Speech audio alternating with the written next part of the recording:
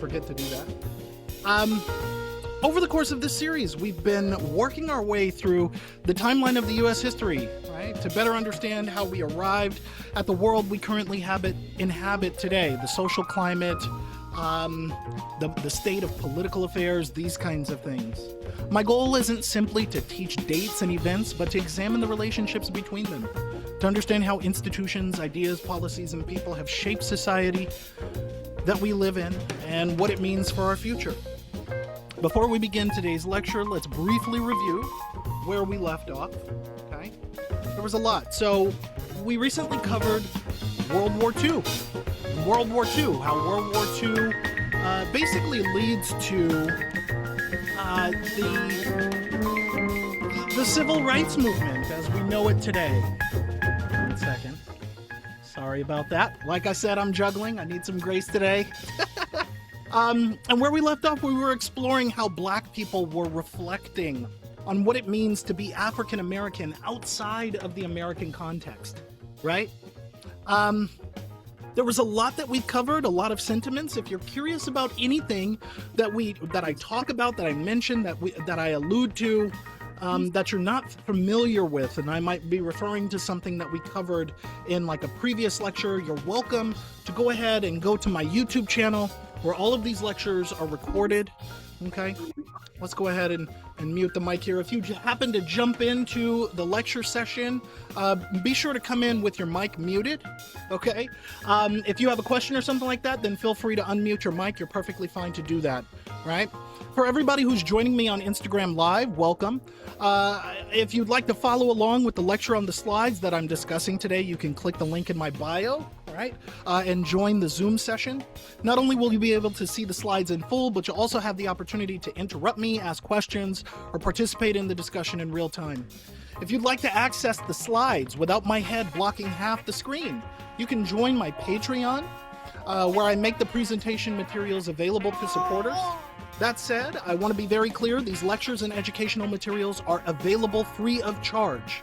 Okay?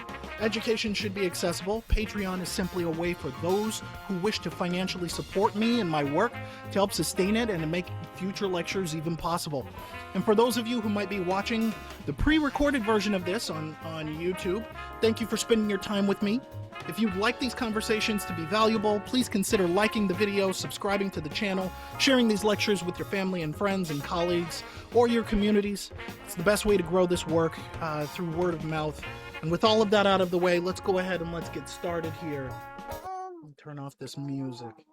All right. Yes, Arden, you see what we're doing today? Uh-huh. All right. Friendly reminder for those of you who might be joining in, I have my daughter today. She cannot be babysat, so we're hanging out all together. Let this be an informal lecture today. All right. But where we left off, okay, we were talking about the contrast between the United States of America, its treatment of Black people, of natives, of everybody, right? And now the United States of America is getting involved in an international conflict where we're essentially sending troops, the people who represent the armed forces, to go out and fight fascism, tyranny, injustice, genocide. And the United States of America has a track record that isn't entirely all that clean, right? In the context of U.S. history, we're talking about a legacy of Black enslavement, of human trafficking, of brutal beatings, both during the institution of slavery and well beyond it. Psychological torture. This is something we don't necessarily talk too much about, but is yet and still an undesirable aspect of reality. Is what were the psychological effects on the well-being of the people who were enslaved as well as their non-enslaved descendants, right? What about the erasure of culture? We have the legacy of medical experimentation, which we briefly talked about in the context of the Tuskegee syphilis study. We talked about this with Henrietta Lacks, okay, with Fannie Lou Hamer. What about withholding medical treatment? We've got forced sterilizations on the U.S. track record, lynching, political disenfranchisement, racial apartheid, systemic injustice, and the list goes on. So these are all of the things that black people who represent the military, armed forces, all of the all of the noble, honorific forces that are going out to fight the Nazis, black people are painfully reminded that what they're fighting for, the freedoms of other white people in Europe, they're not getting back at home. You can certainly see how this is going to sow the seeds for what would eventually come to be the civil rights movement once many of these people come to return. Is not only is it the fervor that comes out of the Great Depression of black people being fed up with the unnecessary culture of racism in American society, but now to go and face the reality that they don't even have to experience those things. The only reason they're experiencing those things is because their racial oppression is a hallmark of American culture, of white identity. Okay? Another unfortunate aspect that I have to remind you here, you're not going to see all of the nitty-gritty details, but if I have to change this kid's diaper, I'm going to do so on my table. I'm going to adjust my mic and everything. Hopefully I don't have to do that. I really hope I don't have to simultaneously lecture and change a diaper at the same time, but oh boy, here we go. Okay, so it's all hands on deck, right? The US is preparing to go to war. We've already kind of talked about what it's like to send black troops abroad, what that looked like. But back at home, the US is very much dedicated to investing all of its resources to making sure that its industries, all of its factories are producing state-of-the-art, top-of-the-line machinery, ammo, rations, uniforms, food resources, medical devices, anything that can help to aid in winning the war. And so because it's an all-hands-on-deck effort, that essentially means then that the government, which also is operating under FDR at this time, who just mandated that all government industries should operate without discrimination, are starting to hire African Americans, especially in key positions where their help, especially in the manual labor industry, might be useful. Yeah, that's right. Okay. And so because of this, this is creating the second wave of what we're calling the Great Migration.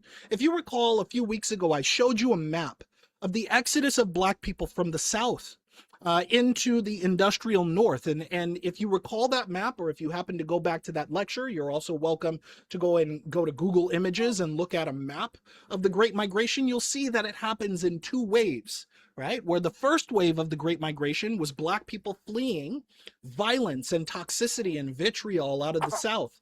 The second wave comes now, right? During this time period where essentially it's all hands on deck and we need as many hands as we can possibly get to produce as much military resources and help as possible. So black people are leaving the farm industry. They're leaving agricultural labor in search of better paying jobs and opportunities that will help to support the stability of their families. Okay? So at this time period, because of the precedent, because of the need for an all hands on deck effort, this actually helps to start to break down, not necessarily completely, but at least to chip away at a lot of the racial barriers that existed with regard to employment. Because during this time, you don't have black people who are saying, or excuse me, white people who are saying, hey, you know, during this time where everybody needs a job, why can't I have this black person's job? Why are you hiring black people and employing black people when you could be employing me? Right? That's not happening during this time period. And what's also becoming apparent is that black people can contribute a significant effort. That the fact that you have more hands on deck, more hands to produce more resources and more goods, regardless of skin color, is starting to creep into the minds of other white people that perhaps this culture norm of racial discrimination with regard to employment is a little bit unnecessary. So you have lots of industries that are aiding in the war effort that are beginning to relax their restrictions with hiring African Americans. Yeah, I know. It's going to be great when you get a job too, because then you can pay for all those diapers. Okay. Okay, so where I had mentioned before that a lot of these labor unions were resistant to hiring black people, they're becoming more open to representing the needs of black workers too, because they realize that black workers and white workers have something in common, right? And what they have in common is they have a specific need. And their need is that they're all doing the same kinds of work. They're all exposed to the same kinds of conditions and so need the same kinds of support. And so black union membership is like increasing astronomically. In what were once all white or white only unions, you go from about 200,000 select representative few of African Americans who are members of these unions to roughly 1.25 million black people. Okay? Now, at the same time, there are a lot of white people who are against black integration. Because despite the fact that we have this ongoing war effort, despite the fact that the need for all hands on deck is very clear, it seems that we're upending our culture norms. This is where conservatism starts to creep back in. And we've been talking about conservatism in the context of this history for quite some time, right? Is that just because you have a logical need, a rational need, for which it would logically make sense to bypass, break, or dismiss all of the culture norms that we've had up until this time period, there are some people who don't want to get rid of them. They're completely dedicated and invested to making sure that the culture norm stays the culture norm, which is that it is inappropriate to hire black people. It is inappropriate to integrate with black people. The races need to stay separate. So some people, some white people, are going on strike because they want to prevent racial integration. You can see then how the political attitude and orientation of conservatism is kind of like intentionally stepping on your own foot. That to some people, it's almost like it doesn't matter that their lack of participation might actually hurt the US's progress in winning the war. What they really care about is racial segregation. So they don't even really care about whether the US wins or not if it's not all white people and only white people doing it. Again, I ask this rhetorical question, does that even make any sense? No, it doesn't. But like I said several weeks ago, racism is the place that many people start from. Before you have any logic, before you have any ration, any reason in mind, people have to satisfy their racial norms and proclivities first.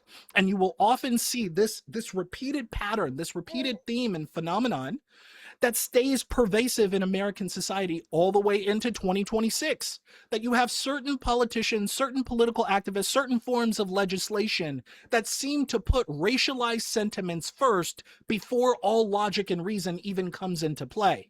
Okay? So this goes back to the implication that I've been saying for quite some time, that racism is a threat to national security. You can certainly see how that's playing out here during World War II. Okay? Despite this racism is not necessarily going to end or even stop black unionization. More importantly, black unionization doesn't necessarily stop the white people from holding on to their culture norms. There are some white people who don't care, who are invested in the status quo but don't care because they see a pressing need. And there are other white people who embody the beliefs of what I was just talking about 2 to 3 minutes ago, right? So collectively then, black unionization is in fact helping to build a stronger foundation for protesting discrimination in employment, discrimination in government industries, discrimination in these factories, discrimination in general. And it's almost like a small axe. It's not going to completely chop the tree down overnight, right? But it is certainly helping to give certain critical people a newer perspective on the way things could be, on the way things ought to be, regardless of the culture norm. Okay?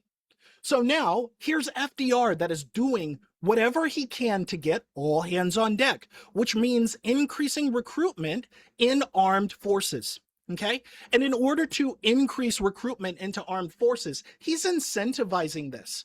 With all of the government and economic stimulus that has been gained from us exiting the Great Depression, FDR is taking all of this money that the US is amassing and concentrating it into what he's presenting to Congress as the GI Bill of Rights. The GI Bill still exists today. It's a phenomenal bill. I wish I would have known about it during my college years and would have taken advantage of it, right? But it's incentivizing black and white recruitment by saying, hey, if you enlist in the armed forces, if you dedicate your life to the aims and goals of the United States of America, we will provide you with college tuition allowances, stipends for books, guaranteed loans for homes, or to start a small business once your service is complete at a low interest rate. For lots of Black people, this becomes like the critical thing for getting involved in the armed forces, is where they had been systematically shut out from buying homes, from purchasing homes, from having their mortgages approved, from starting small businesses.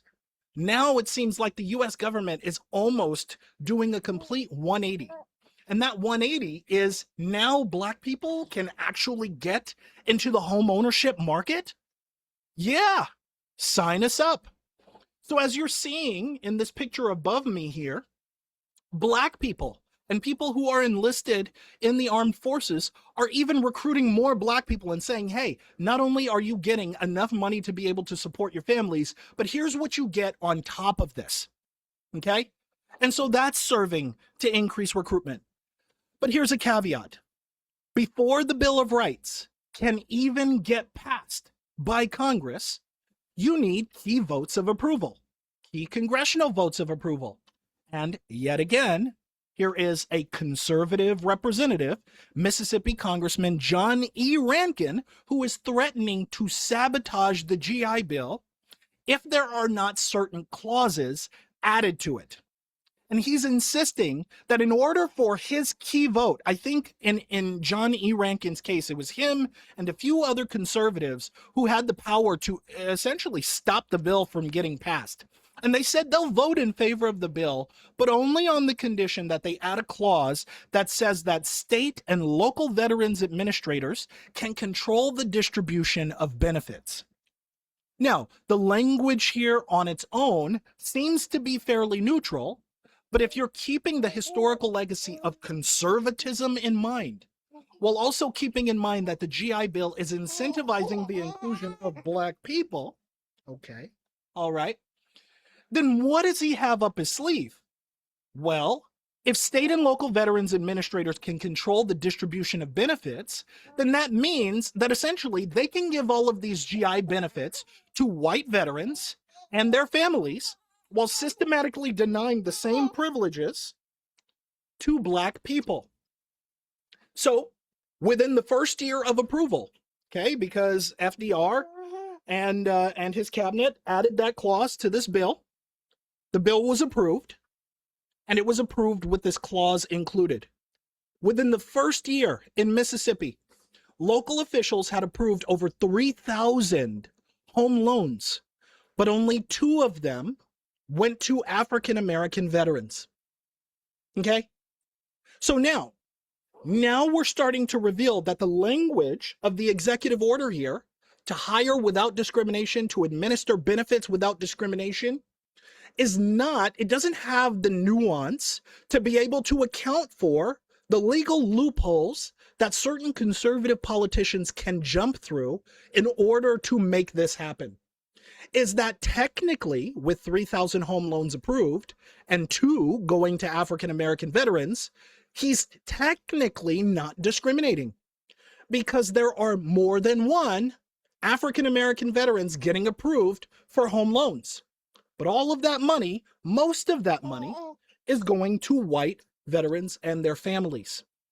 So we're seeing systemic racial discrimination play out in real time with the US government basically in the driver's seat. State and local officials in the driver's seat. Okay. All right, there's your bottle. Okay. So here's the net outcome. Okay? Is let's think about this realistically. Is that even if you get a loan, even if you're a Black veteran and you happen to get approved for a loan for a down payment on a home from the US government, that still doesn't mean that you're guaranteed to get a house, because you need to get a mortgage. You still have to go through the bank. Yes, Arden. Okay. Uh-oh. Hold on a second. See, here we go. It's daddy time. Okay. So you still need to go through the banks. You still need to go through the real estate brokers and agencies. And they've all kind of soft agreed that they're not going to sell homes in certain areas to niggers. They're not going to sell in certain areas. So even if you happen to be that black family that has the perfect circumstance to be able to move into a potential affluent all-white neighborhood, you're not going to get there, even if the government gave you the money to be able to do so. In certain cases, you had black families who were attempting to move into better neighborhoods, and those better neighborhoods happened to be white, not necessarily because they wanted to live amongst white people, right? But rather that they wanted access to those benefits, access to those schools, access to those better grocery stores, and all of these things, okay? But usually what they do is they get their white friend to go and pretend to be them, to purchase a home and to move in, and then they're met with violence. Their homes are getting ransacked because white people know that the value of their home and the potential for it to accrue wealth as time goes on is being upended by the fact that they have to live next door to niggers, right? If you live next door to a black family, a family that represents the penultimate form of undesirability, that the value of your house by being in proximity to them then suddenly goes down, okay?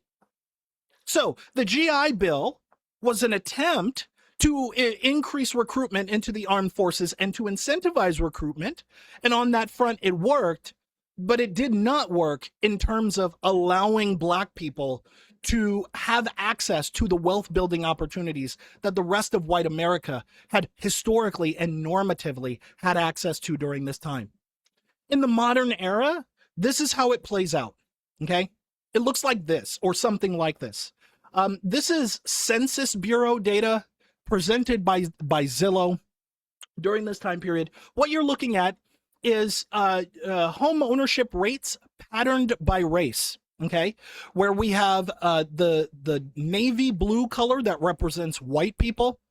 You have the green color that represents Asian people. You have the purple, which represents Hispanic people. And then you have the light blue, which represents black people. Yes, I know.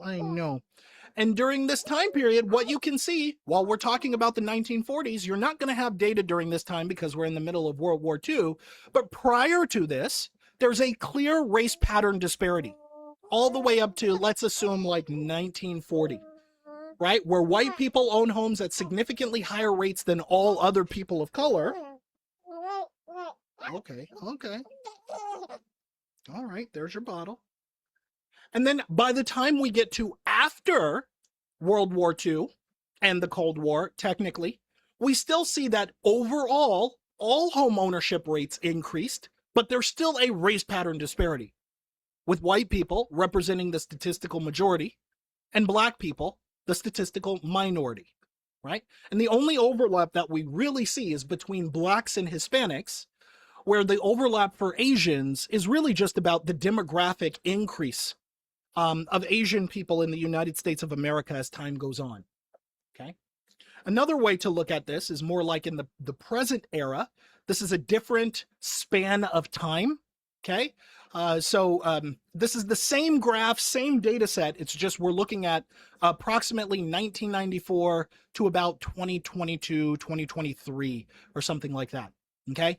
And if you look at it between the 90s and today, you're still looking at a clear race pattern disparity, right? With white people representing the statistical majority in terms of home ownership at all points in time, okay? I don't know why data is missing for Asian Americans here. I couldn't tell you that. The navy blue color is like an aggregate. It's like the average, okay? The purple here is all other races not listed in this table.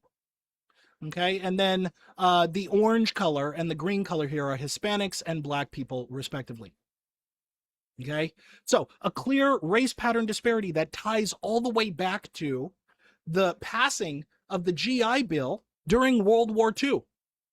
And ideally, the goal was to get Americans invested in supporting the cause of the United States of America, but it only served to reinforce racial norms and racial inequality. Okay, so here is yet again another legacy of conservatism playing out in real time, which is at all points in time, these people are just resistant to racial equality and integration. Okay, and we have to look at the consequences of this in real time as it affects the quality of people's lives as time goes on. Okay. Okay, so we already know what happens during World War II. I'm not going to spell out all of that. Hitler commits suicide. Germany, or Nazi Germany, essentially surrenders. Germany has to rewrite their constitution and figure out how they're going to move forward and those kinds of things. So we move past World War II. But the tensions, the international tensions, don't necessarily stop. Yeah, yes. Okay. Okay, they don't necessarily stop because as the Axis powers are defeated, the UN is trying to plan for peace, but the Soviet Union has opposing interests to the US. And they know that as their military powers are increasing, there's a mutual desire to avoid more calamity, more militaristic combat. But the hostility doesn't cease, and this becomes known as the Cold War. My understanding is that it's described as the Cold War specifically because it is a war of ideas, a war of culture, a war of philosophies, and not necessarily a militaristic combat war. Okay? Okay. So because the US is locked into this position where it's constantly having to defend its own interests, okay, especially on the international front, the US decides that it's not just going to erect a military whenever it just needs it, but rather to just have a permanent military in place. Okay. And in order to have that permanent military in place, oh, she dropped her toy. Yes, we see you dropped your toy. Okay, here you go. Okay, because the US military has it has a permanent military in place. Okay, it's basically on alert for any form of attack from foreign enemies. Okay, and so at the time, because the Soviets and the US both have no desire to engage in nuclear warfare, nobody wants to destroy the planet because they're competing on their nationalistic ideas and philosophies. The Soviets found that they could start using propaganda, okay, using propaganda to discredit the US cause. Okay, let's see if you need a pat on the back. Again, I apologize for those of you who might be listening in real time. Arden does not have a babysitter today, so she's hanging out with us. I have to be in dad mode as I'm giving you my lecture today. Please be graceful. It's Sunday. Okay. All right. Okay, so the Soviets find that they can use propaganda to discredit this idea of American humanitarianism. And it's more or less the same thing that the British was doing during the US-British warfare or conflict that led to the Revolutionary War, is that the Soviets are finding that American principles and commitments to liberty and freedom and justice, okay, the idea that it's the shining beacon on a hill that represents the core interest of humanitarian values, and the American cause is like path paving for justice and equality. They're kind of calling out the hypocrisy in real time, because it turns out that in the context of US culture, in US history, in its politics, there has always been this fervent commitment to making sure that certain human beings are not equal. Okay, so it's the same thing the British was doing that we talked about several weeks ago, was during the events that led up to the Revolutionary War. The Brits were always going, hey, black people, if you fight for us, we'll give you your freedom. Hey, black people, do you really want to be free? Because the US isn't giving you that. And on and on and on it goes. So here's the Soviets doing the same thing. And because there is communism, we talked about the rise of the Communist Party, American communism during this time period, the Soviets are finding that all of their criticisms of American hypocrisy really can just kind of go back to this idea of collective interests in people having power. the power to the people, the thing that the rise of communism was responsible for in the first place here. You have lots of American communists, American Democrats, American Republicans that are in this like political debate. It's like an ongoing social political debate, not a debate in the Jubilee sense, not a debate in that people are standing on a stage and combating ideas, but there is a kind of collective political warfare of ideas around who captures the core humanitarian interests here. And does the United States really represent that?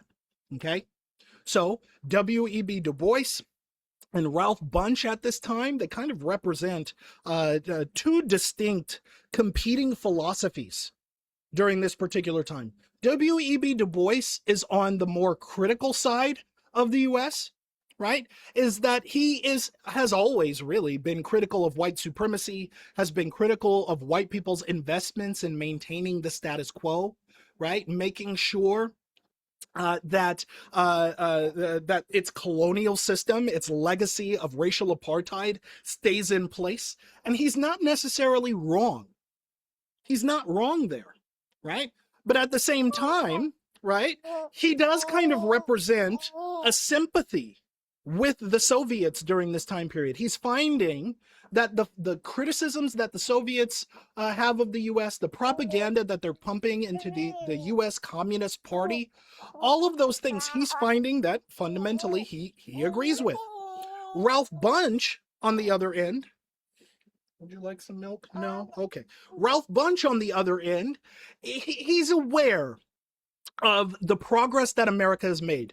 He's also in agreement with some of the criticism of the hypocrisies of the United States. But he fundamentally believes that, like, we can still make progress on the American front with the current American system in place if we just give it a chance. Okay? And so what's happening is the Soviets, sitting on the outside, are noticing that they can kind of sow seeds of discord between these sides of the debate.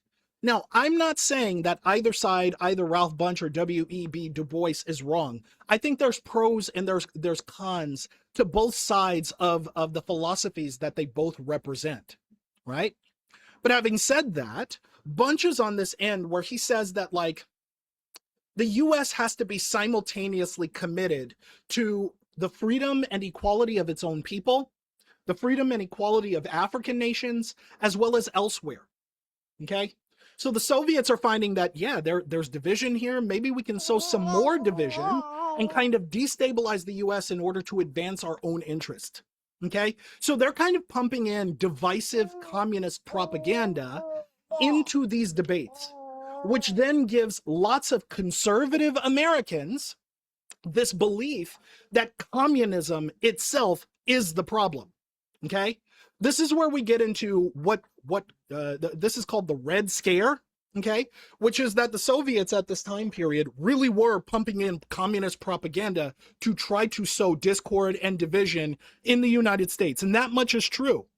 And so the conservatives, representing the interests of the preservation of American sovereignty, right?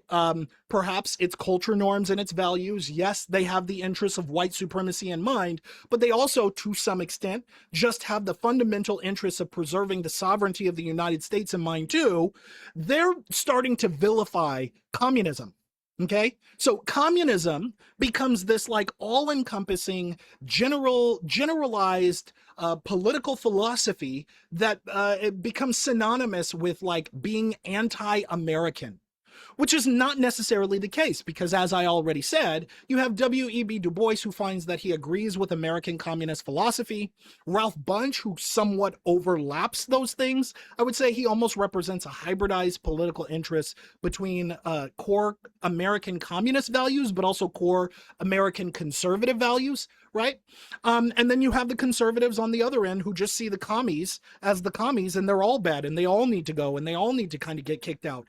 This rhetoric and this belief starts to seep into like the comic books that we read, right? You have American propaganda that also kind of has like this anti-communist approach here at home, right? With this book, Threat to Freedom, right? This idea that communism represents a core threat to American values and institutions, right?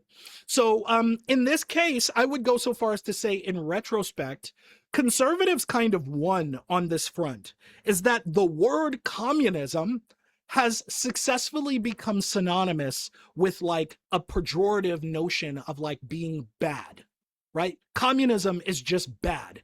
And like there's lots of people in modern American society who don't really understand what communism is. They couldn't define it if you asked them to. But they know that it's a bad thing because they've been told it's a bad thing. And the values, the beliefs around this idea that communism is bad has been passed down so successfully that it kind of has stayed this way. Okay. Now that I'm talking about this, I want to acknowledge, I want to put this on the record that just because I'm talking about this in this nuanced way doesn't mean that I'm a communist. Okay. Part of the fervor with jumping to, well, if anybody sympathizes with communism, they must be a communist. Get him. It's kind of like rooted in like political paranoia here. Let's be real. There are all kinds of modes of social organization that have their pros and their cons. That goes for capitalism, that goes for socialism, that goes for communism. Okay. I'm just talking about this in reality, outside of the political paranoia that has been normalized today. So please keep the nuance in mind here. All right. Amy Adams says they are resurrecting the Red Scare as their rallying cry for the midterms. Do you think it will work? I think that will only work for people who are willfully ignorant. I don't know how successful that will be, though, because I do know that to some extent, at least modern day Russia under Vladimir Putin really is working to continue to destabilize the United States politically because it has competing interests, right? But it seems like the Russia is more so kind of exploiting vulnerabilities. It really isn't about communism at the end of the day, more than it is about sowing discord in the United States. But will it work? I think the Red Scare notions of the Red Scare are always going to work because to be scared of communism has become so normative in American society. But I feel like its ability to work is kind of dependent on how nuanced people are with thinking about American political norms and institutions in a critical lens. And on that front, I really can't predict how successful it's going to be. Hopefully that's a satisfactory answer. Okay. So there are rising tensions here. Okay. And these rising tensions are seeing that lots of white Americans and Black Americans who sympathize with American communism are kind of susceptible to the Soviet propaganda here. Okay. And so conservatives are using the fears of this communist subversion to essentially attack anybody who's advocating for change in America, right? So if you're challenging white supremacy in America, if you're advocating for change, if you're advocating for equality, if you're like rocking the boat in any kind of way, then you're a fucking commie. You're a communist and there's something wrong with you. You're bad. You don't belong in American society. And you'll often see this like hasty jump to mischaracterizing certain people as communists today, right? Even Donald Trump is sometimes quick to do this. It's just, oh, they disagree with me, communism. And then like just associate all things pejorative and bad with what he disagrees with is now communism. And lots of conservatives do this too.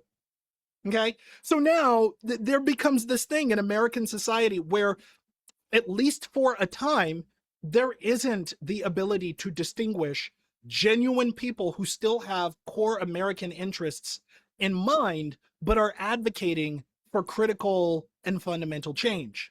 There's the inability to distinguish them from like a Soviet communist. Okay.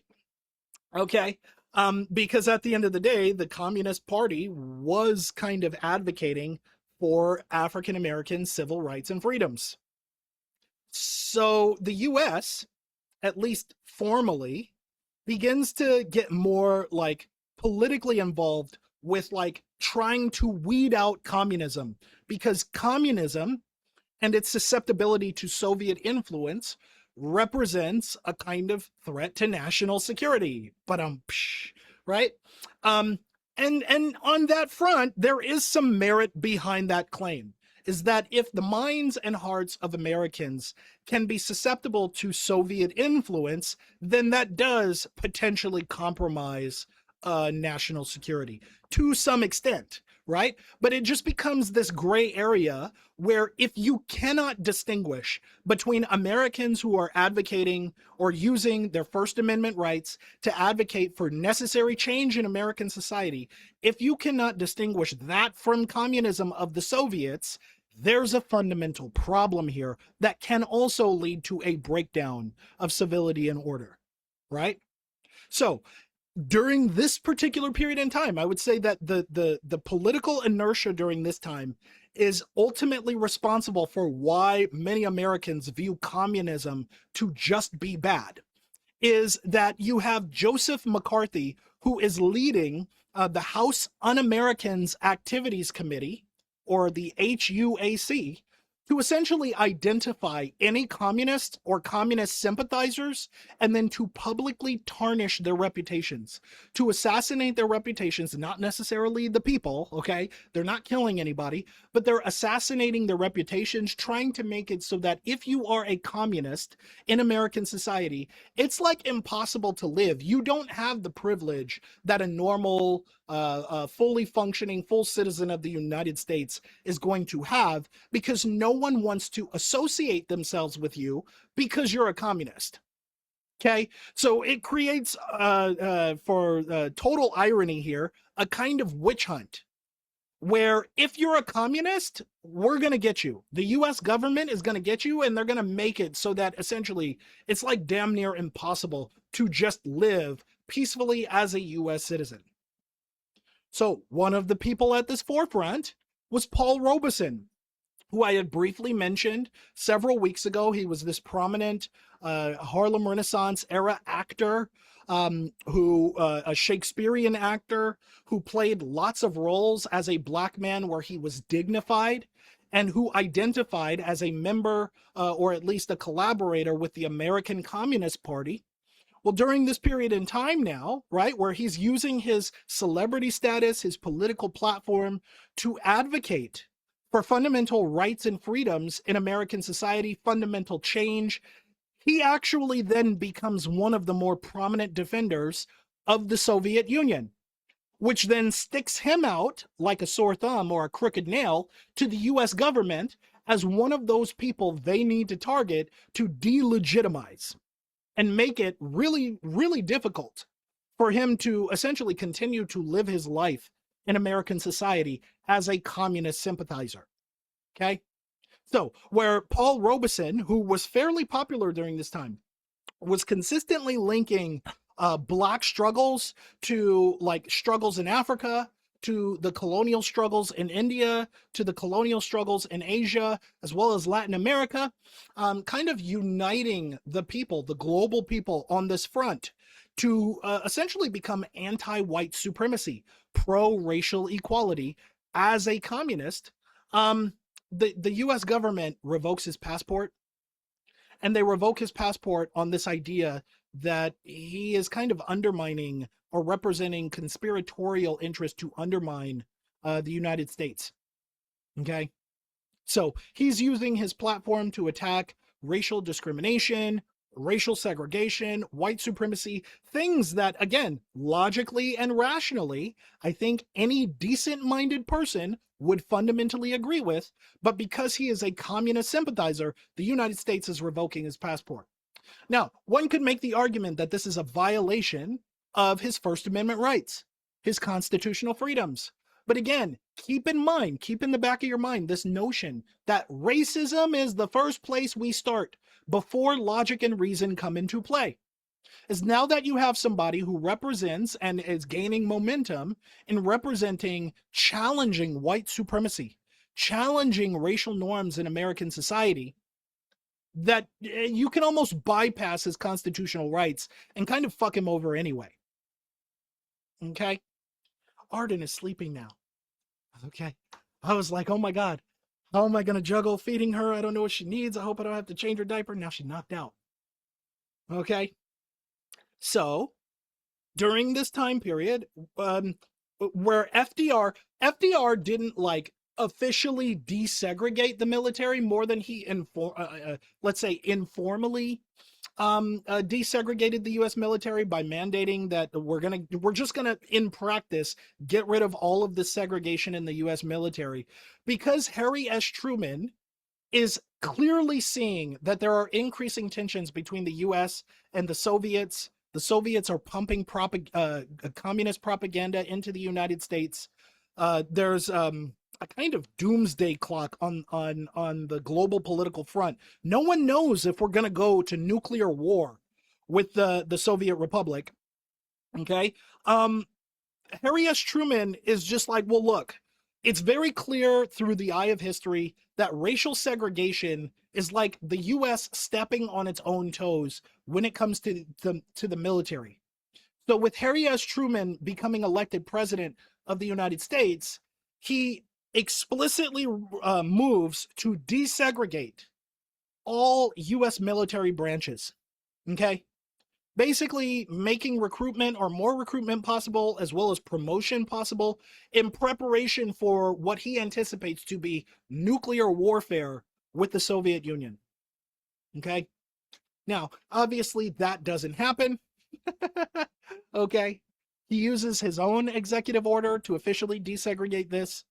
Um, but he desegregates, he basically makes it so that it is unlawful to have racially homogenous units or like racially segregated units in the armed forces. Okay. So all US military branches at this point in time are required to operate with core fundamental American interests in mind, but without having to account for the unnecessary norm of white supremacy, of racial segregation, of anti-blackness, because it really hasn't helped us in any way. It's not helping us to win any wars. It has consistently demonstrated that anytime we are trying to operate around anti-DEI, and I'm using modern language today, they didn't have the language of DEI back then, but like anti-DEI politics and philosophies, none of this has done anything to aid the core interests of the US. If anything, it has been hurting us. Now, I want you to draw parallels to today. If the implication is that through the eye of history, anti-DEI efforts and sentiments have only ever harmed the core interests and the sovereignty of the United States, what do you think that means in terms of today? Is that if you have Pete Hegseth, who's firing black high-ranking officials, he's not promoting black or people of color high-ranking officials, do you think that his favor to consolidate whiteness in positions of power and leadership in the US government is actually going to help us in any meaningful way? No. So now I want you to hear the nuance in my words. Is that it's not that yes, politically, philosophically, socially, I disagree with Pete Hegseth on almost every front. But the nuance in my words here is that I'm not saying this from the position of I hate Pete Hegseth because he's a conservative. That's not what I'm saying. I'm saying that if you look through the eye of history, you can see very clearly that whether knowingly or unknowingly, these people are working to essentially undermine the strength, the sovereignty, the core interests of the country. It's almost like they're a threat to national security. Okay? I'm not saying that in some conspiratorial sense. I'm not saying that because I have emotional disfavor and hate for certain people because they're white or because they're conservative and because they're blah, blah, blah. Use the nuance here. See through the eye of history. If I am clearly and consistently spelling out for you that at no point in time has conservatism ever really helped to solidify or strengthen the core interests of the United States beyond perhaps creating the country itself, then draw implications on today. What do you think that means for the state of today's political affairs? And before we continue on, because eventually I think by next week, I'm almost certain by next week, we're going to start getting into a detailed review of the civil rights movement. I want to take a few minutes to spell out for you how critical race theory is useful when you're looking through the eye of history to potentially make predictive assessments about the state of modern politics and perhaps what you might see in the future. Now, when I say predictive in this context, I'm not talking about I'm a fortune teller looking through a crystal ball and I know with 100% certainty that on this day, Jesus is going to come back and so is going to say this and they're going to do that. I'm not talking about that. I'm talking about scientifically minded predictive analysis. This means that it comes with a level of humility in knowing that we have enough information through history to understand that if all things remain consistent, we can anticipate certain things that we might see in the future. Okay? So keep the scientific humility in mind. Now, for those of you who are not familiar, if you want to know a more detailed review of what critical race theory is, I want you to go to a lecture on my YouTube page. It's called Theories of Racism. I spell out entirely what critical race theory is. I even talk about it in a predictive analytical context. It's an hour-long video. You're welcome to go and look at that lecture there.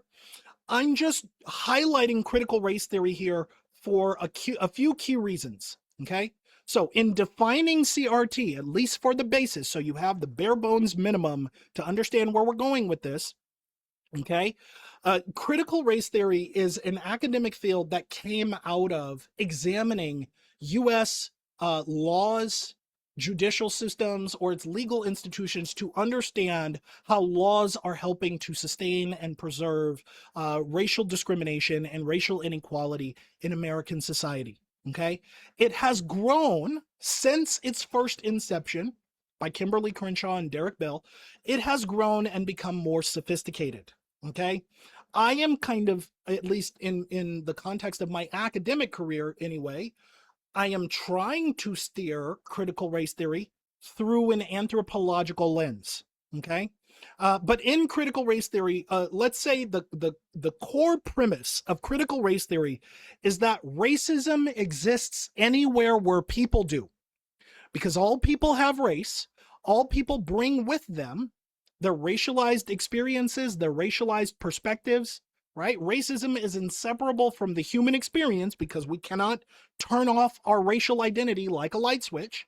So racism then will be systemic. It will be pervasive. It will be anywhere where people exist, even if they don't intentionally intend for the racism to be there. Okay? That then means that racism is an extension of the people themselves. That we're not talking about racism in a completely and entirely abstract and conceptual or theoretical sense, okay? But that we can observe the manifestations of racism in American society because it is a behavioral and psychological extension of biological organisms, okay? And so these biological organisms, human beings, who are susceptible to adaptation, to the forces of nature, who adapt and evolve as time goes on, that means that their psychology, their cultural psychology, is going to evolve and adapt as time goes on. And correspondingly, their behavior will adapt as time goes on. This then implies that racism will adapt and evolve as time goes on. It will become more sophisticated. It will become more nuanced. And if we don't adapt and evolve the nuance that we use to observe racial inequality, race pattern disparities, and the mechanisms that are relied upon to produce those patterns of inequality, we will lose sight of racism itself. This is how you have certain people who will say things like, I don't see color. Yeah, because you've lost the nuance to be able to see how racism has evolved from the 1960s. The racism we're observing in 2026 is not exactly the same racism that we observed in yesteryear. Okay? So now, in terms of predictive analysis, this is the last slide before we go to Q&A here. There's a fundamental aspect of critical race theory called interest convergence. And interest convergence is what gives us the predictive analytical capability here. Okay? With interest convergence, this idea comes from a critical assessment of history, which we have been doing this entire time. It turns out that US history can almost be treated like data points, right? To some extent, if you think about it, the word history and the word data are almost synonymous. History is a record of time, of things that have happened, of patterns, themes that occur, co-occur, reoccur, resurface, okay? And if we want to use that history as data points to observe, if we want to look through the eye of history and say that if we understand the relationships of the past, the patterns of the past, then we might be able to use our critical understanding of the past in order to then perhaps project a predictive assessment of what we might observe in the future. So, interest convergence here is noticing that when you look through the eye of history, all of the positive social change, all of the racial integration, all of the incremental moves towards racial equality that we have ever observed in American history in favor of Black people or people of color have only ever happened when their interests aligned with white people's interests or the interests of the majority. And if you look through history, for those of you who have been following this entire class period, you've been with me every single Sunday. If you've been paying attention, then it is very easy for you to think about every moment in time in which Black people got at least more rights than they had before. And you will see that the only time those things have ever happened was when it favored whiteness's interests, or the interests of whiteness. Let me put it that way. Think about slavery and the abolishment of slavery. Abraham Lincoln did not want to eradicate slavery.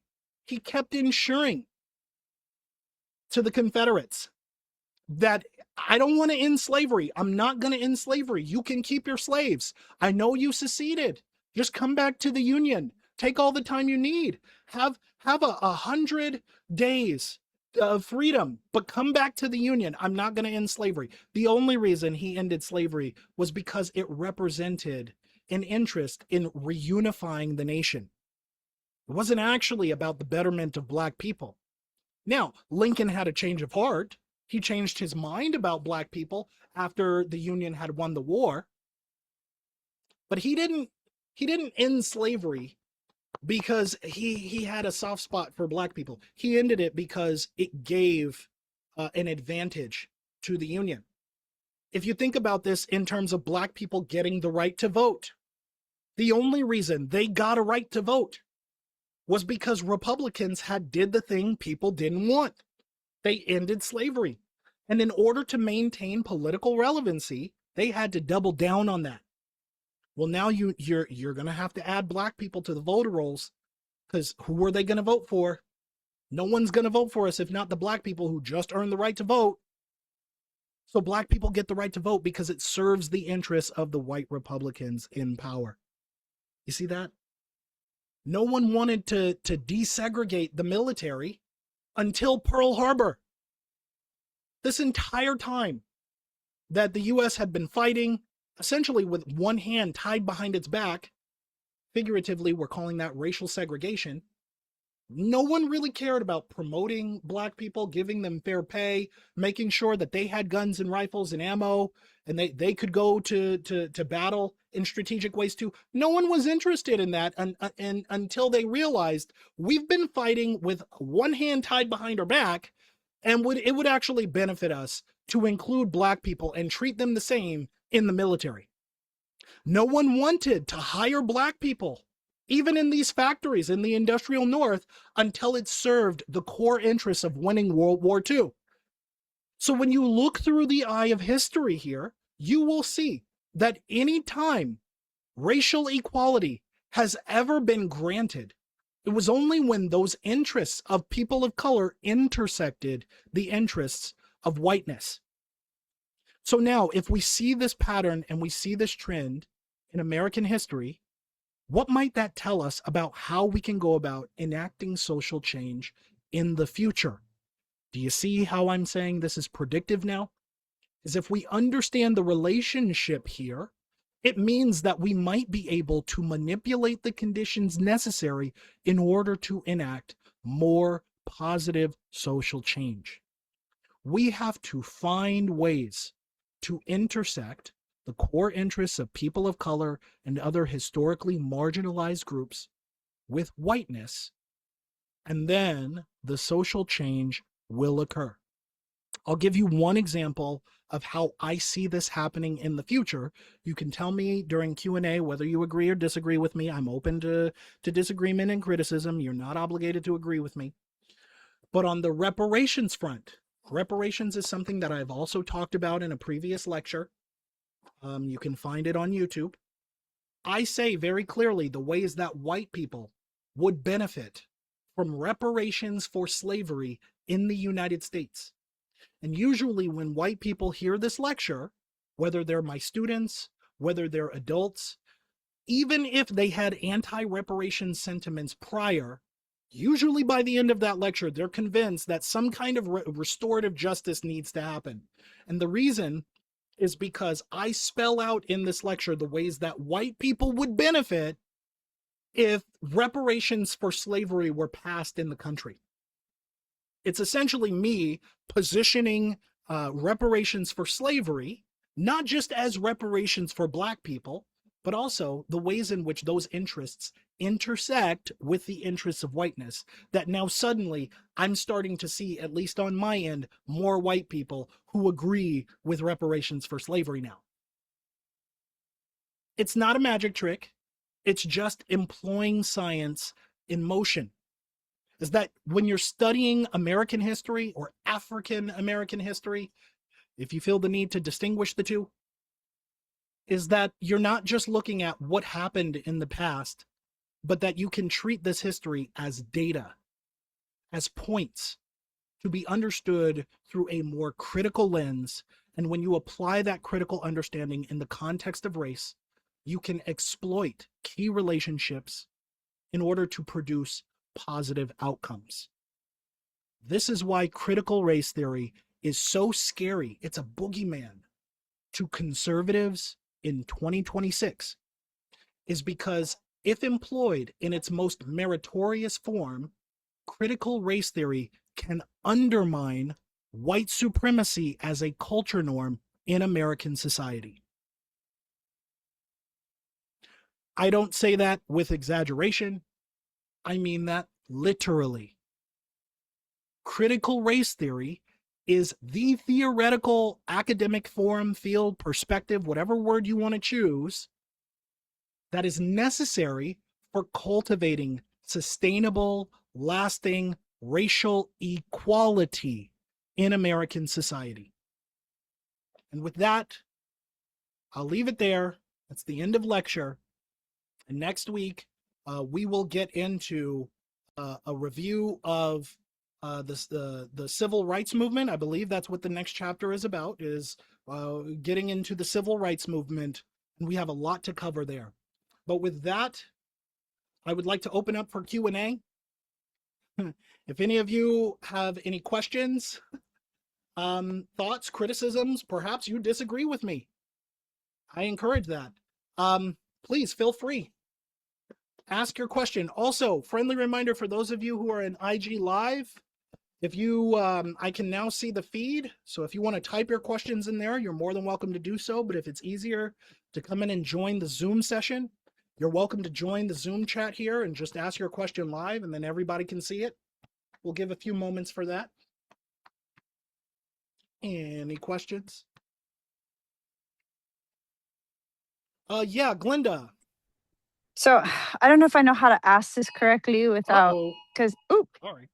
is that me? Silver alert. Nope, it's a silver alert. Oh, Sorry. oh, okay. So, with your last part, when you're talking about critical race theory and Yeah. how to intersect so that there's common, I guess, benefits. So I get it. I get that part. But then isn't the entire message lost? And then the cycle starts again because we didn't realize why white supremacy kind of burgeoned to begin with. So we keep repeating the same lesson over and over again.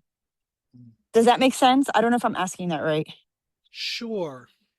I think I So they think never, because like you said, back in Reconstruction, like if we would have given reparations and people, we would have learned our lesson. We would have, you know what I mean? They would have been like, oh, this is why we had to do this. So they never learned that lesson. So if we just intersect, they don't ever learn that lesson, and we just, does that make sense? yeah. Or It does make sense to an extent, but then I would add this. I don't know if it's a caveat or a different perspective, is if you can convince somebody to vote in favor of their own interests, are you really losing something? Like if you can convince a white person to stop being a white supremacist by simultaneously appealing to the weaknesses of their own white supremacy, doesn't that produce a net benefit, a net outcome? Do you understand, Mel? yeah, I guess, but they're not going to pass on that lesson of, oh, I guess we should all be equal. They're just going to still sit with their white supremacy feelings. Perhaps. Let me put it to you this way. So when I talk about reparations in my lecture, most people understand when we're talking about the reparations topic, reparations for Black people, right? So all Black people in America just get free money because the U.S. did slavery years ago and they weren't enslaved or something like that. When in Hmm. reality, reparations is about repair, right? And what are we repairing if not the institution systems that were broken, intentionally broken, in order to keep people of color out? This means that we are engaging in restorative justice in our own communities, creating more green space, making healthcare, both physical healthcare and mental healthcare, freely available. We're incorporating anti racist education into our public educational systems and institutions. Yes, we're giving money to the economically disadvantaged by reallocating money, our wealth that was built off of the backs of slave labor several hundred years ago. Okay. And at the end of the day, maybe white people don't get a paycheck, or maybe they do. Because we also talk about the fact that the language is reparations for slavery, not for Black people. Okay. And Hmm. this means that if you have an ancestor, if you can prove that you have at least one ancestor who was enslaved in the United States, then you're entitled to that. Do you know how many white passing people, white identifying people, might actually be able to dig through their census records and find that they had an ancestor who was enslaved? On its own, before I even convince every white person to go to ancestry.com and look at your genealogy, that argument on its own might convince white people that, like, holy shit, I didn't know I had an ancestor who was enslaved. I'm actually entitled to reparations too, and I've been against it this entire time. Hmm. Okay, so now what happens is perhaps we've convinced a white supremacist to be in favor of reparations, but we got them to be in favor of reparations, which means we're incrementally moving towards more equality on the wealth front, on the educational front, on the healthcare front, on all of these multiple fronts. We've convinced a white supremacist to just move their chess piece in the direction of favor on this front. Maybe they're still a white supremacist, but at the end of the day, we got what we needed from them on this front. Does that make sense? Yeah, yeah, Yeah. I So get then it. Hmm. yeah, so then it just becomes a thing where it's not about appealing to white supremacy. It's about understanding how we might, first of all, identify this critical relationship in order to then understand how we can manipulate conditions in order to produce a more fair, equal, and just outcome. Does that make sense? Hmm. Yeah. So you're Yeah. just And then scientifically exploiting that relationship. Please keep going. yeah, no. I understand. I was just gonna make a quick comment. I don't know if you or maybe you do know there's a little bit of a tie with McCarthy and Trump through the lawyer Cohen. I don't know if you knew that. No. Yeah, he was Robert Cohen, I think who was Trump's mentor and like BFF up until he died. Was the main chief counsel for McCarthy. Oh, huh. Roy, yes, Roy Roy Cohen. Yes, McCarthy. yes, Roy Great. Cohen. Thank you. Oh, Yeah. Roy Cohen. Got it. Yeah, Cohen. Yeah. Okay. But anyways, thank you Yeah, for yeah. absolutely. We have another question here. Um, Lif Lif's SQ16. I'm sorry, I don't know how to say your username, so you have to forgive me. They say, explain black people switch from Republicans to Democrats and why Brexit serves the interests of white supremacy. We're getting to that.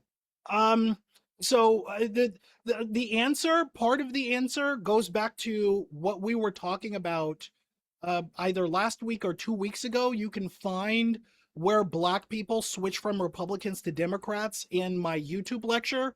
So you can find part of that answer there.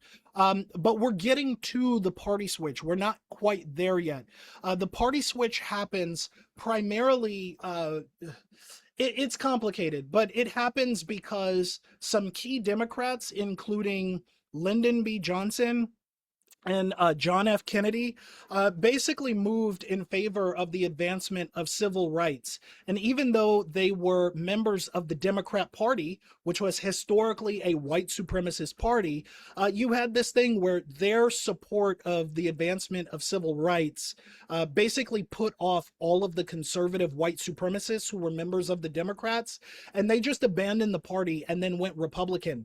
And most of the people who had historically been Republican, including black people up until this point in time, started voting Democrat because they were in support of expanded civil rights. So this is how you got the party switch.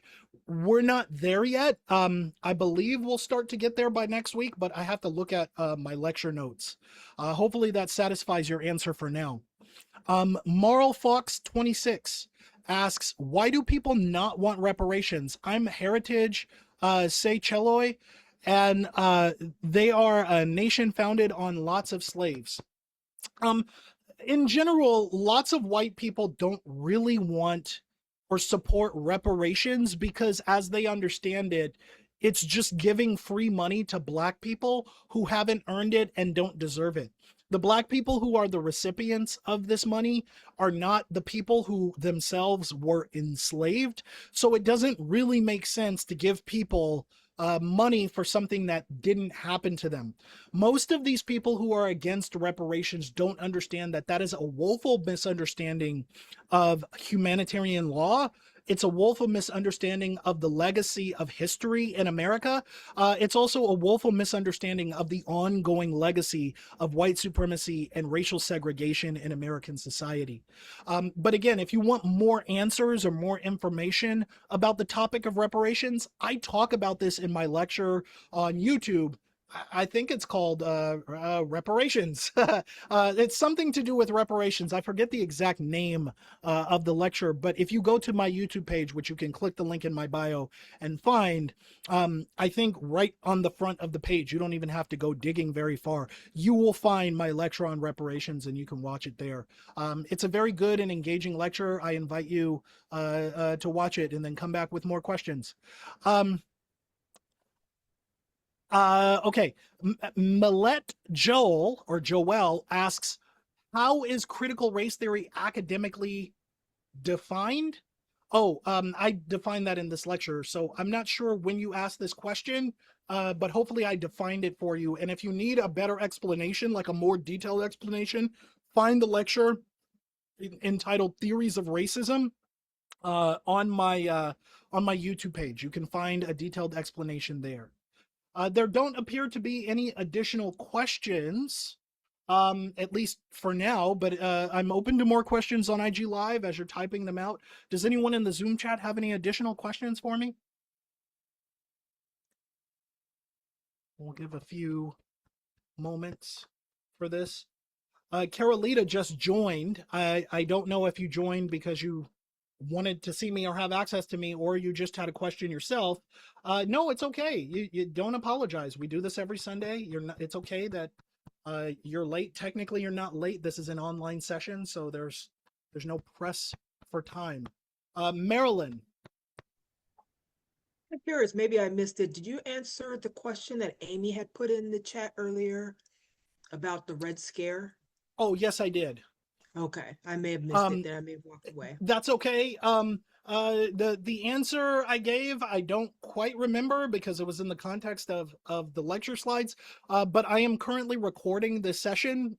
This recording will get uploaded to YouTube, maybe in a day or two, and then you can find the answer on the session for whatever you missed. Yeah. Okay. Any other questions? Okay.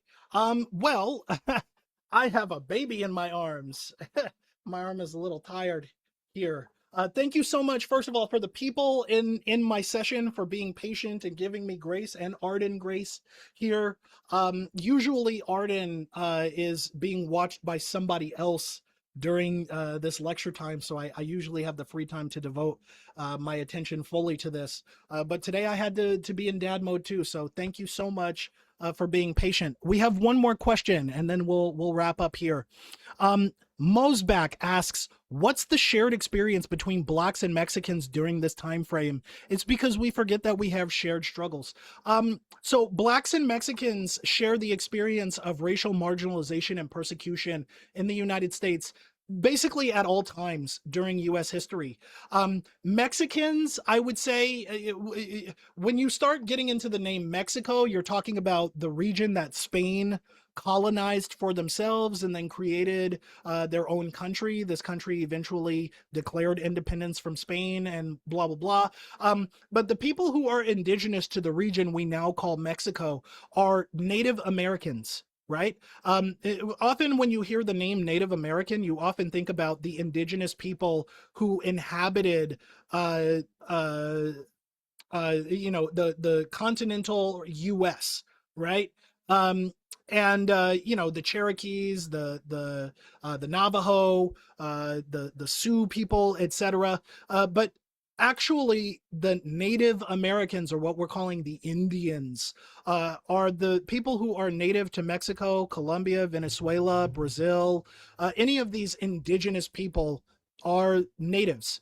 So when we're talking about the legacy of displacement, the legacy of genocide, there's a very complex colonial history that Black people and these indigenous people share by virtue of their relationship to the legacy of whiteness, white supremacy, and colonialism.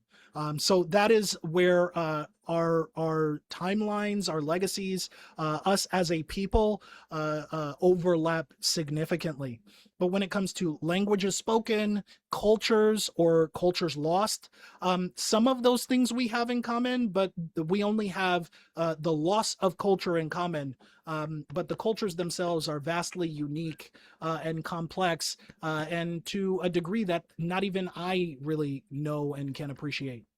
So hopefully that answers your question. Like I said, again, thank you so much for giving me and Arden grace today. Arden is currently sleeping on my chest.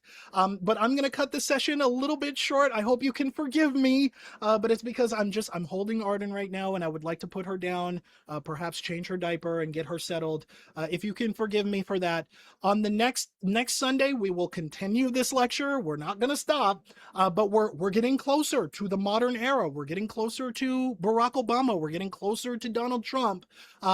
And by the time we get to, if you haven't been able to connect the dots already, because I've been connecting dots this entire time, by the time we get there, you'll be able to look back at the entire timeline of U.S. history and very, very clearly see who's who, what's what, why they're saying what they're saying, why they believe what they believe, why they're doing what they're doing. All of that becomes painfully clear, and it becomes so clear that you really can't unsee it. So thank you so much for supporting me. Thank you so much for being here with me. Again, apologies for cutting the Q&A session short, but you can clearly see why. But I will see you next Sunday. Thank you so much, everybody. All right, take care.